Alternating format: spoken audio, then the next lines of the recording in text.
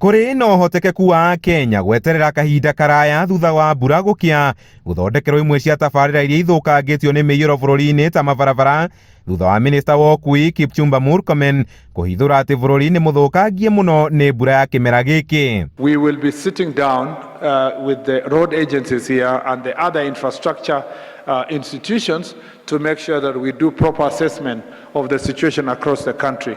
And we will call upon all of you as engineers to provide lasting solution and long-term solution insofar as having climate resilient infrastructure across the country.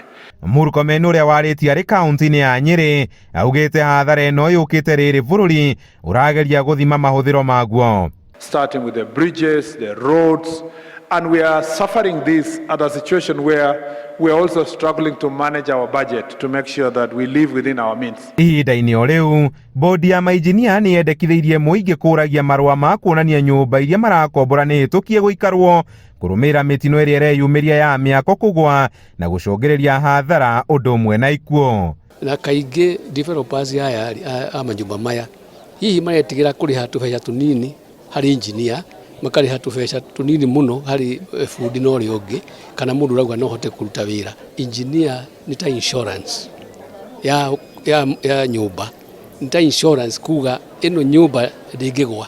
We are concerned that quacks have raided our professions, including the engineering profession. They are not only intruders to the trade, but also criminals putting lives at risk. Handũ-inĩ ha Inooro TV kuma kaunti-inĩ ya Nyĩrĩ, Njĩta Kamau wa Mwangi.